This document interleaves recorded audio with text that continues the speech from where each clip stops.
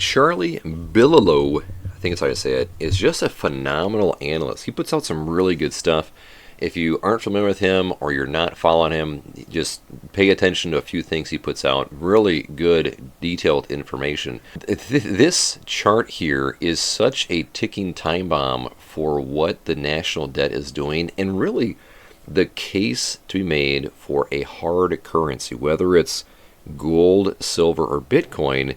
I mean, this just tells the story going back all the way here to prior to 1971 when the gold standard got dropped. And you can see how the inflation the first few years prior versus a couple years afterward, it was instantly jumped up to double digits, and it's never really returned since then.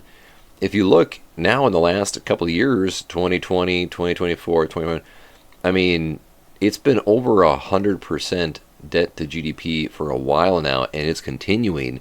And the biggest thing here is not so much that we're going into debt, which is obviously a bad thing, but it's the interest on the debt. And that's what people don't understand, is that the taxes that you pay, a good chunk of that just goes to paying the interest.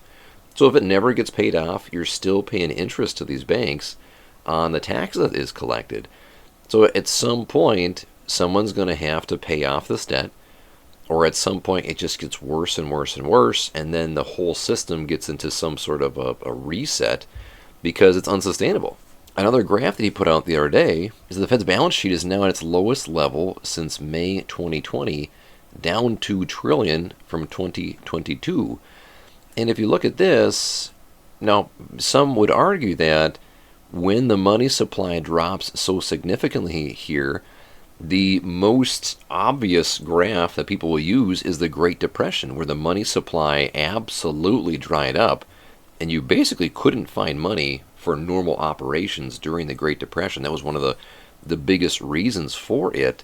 So when you look at this significant drop-off for total assets with the U.S. and the money supply, that's a pretty significant drop for what they're being held on their balance sheet. And then continuing on here from what I mentioned earlier, the amount of taxes that are collected and the amount of that money that's collected going just to pay interest off it. That means the debt will never get paid off. Just the interest is more than we pay in our national defense. We can argue all day about where the government is spending their money and how much military and defense should be, but something does not look right here. You can see there's a significant uptick as of recently for some reason, but this interest is really starting to make a big dent in the taxes that are being collected by the people.